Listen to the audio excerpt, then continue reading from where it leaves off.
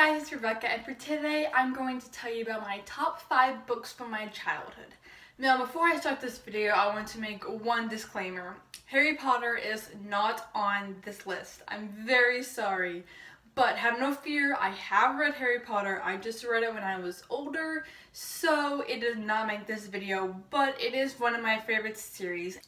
But anyway, let's just get into the video. The book I have is Number the Stars by Lois Lowry. I read quite a bit of Lois Lowry's work. I read Number the Stars and I read The Giver Quartet, which is only 5 books, but that's about all the books that she's written. I really enjoyed this book when I was younger. I've actually read it twice, once by myself and once for school, and I really enjoyed this book. This is about a Jewish girl who lives in Denmark during World War II. And obviously during that time, she was hunted because of her faith and because of her heritage. And so she has to escape Denmark to live in a different country. And I don't remember much about this book, but I do remember it being very good. And I remember loving it a lot, enough to read it twice. So if you like historical fiction and you're looking for a short, easy read, it's not very long, then pick up Number the Stars by Lois Lowry. The book I have is Nora Ryan's Song by Patricia Riley Giff. I read this book in 7th grade, and this is the book that got me into loving England or Ireland, because this book takes place in Ireland. But this is the book that made me an Anglophile, and I am very appreciative for this book. This follows the story of Nora Ryan, who is a poor Irish farmer during the Irish potato famine. And during this book, she struggles to survive, and she ends up moving to America because there's just no food in Ireland at this time. I remember being really good, and obviously it made a big impact on me. So if you're looking for historical fiction about Ireland, the potato famine, then I would recommend picking this book up. It is classic. The book I have is Little House on the Prairie by Laura Ingalls Wilder.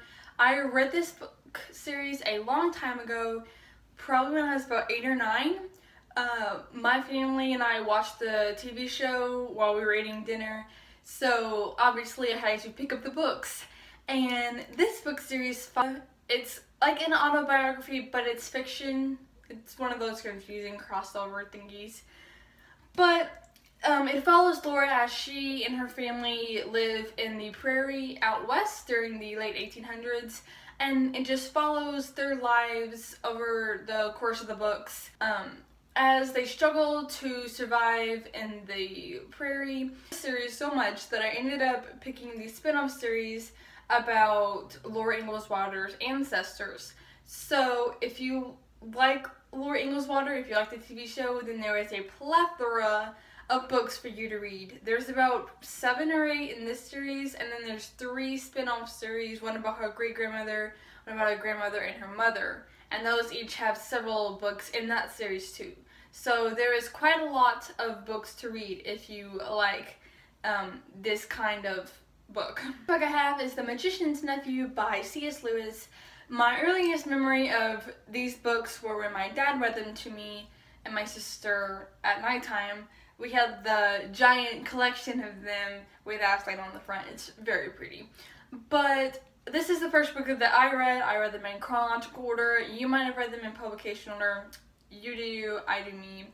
But anyways, I really just enjoyed this story, and then later on, when older, I listened to them, and I just really enjoy this series. It's a good high fantasy series children's book, and this series will always hold a special place in my heart as one of my definite favorites. The last book I have is The Lightning Thief by Rick Riordan. I love this series so much, and I still love reading Rick Riordan's work, and I'm so glad he's including Percy Jackson in his new series. It just gives a good nod off to Percy Jackson. And I can't exactly remember when I started reading these books. It wasn't when they first came out. I feel like it was when The Lost Hero came out, which I'm not sure when that is. But anyways, I've been reading Percy Jackson for a long time. He is my Harry Potter. Like, I've grown up with Percy Jackson. I love Harry Potter, but I did not grow with him. I grew up with Percy Jackson. And if you don't know anything about this series, you must have been living under a rock, because everyone knows something about this series. But if you don't, I'll forgive you and I'll tell you what it's about.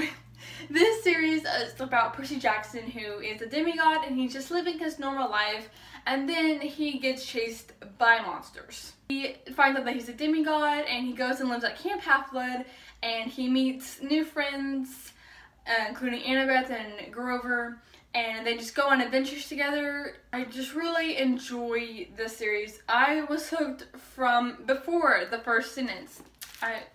How can you be hooked before the first sentence? Well, I shall tell you. Chapter 1, I accidentally vaporized my pre-algebra teacher. That's the chapter title. And then, like, the story begins. So, I just have always been hooked on these books, and I've always enjoyed them, and I will always continue to read Rick Riordan's work because it is so good, and even though it's middle grade, I still enjoy it as a 19-year-old college student. Those are my top 5 favorite books from my childhood.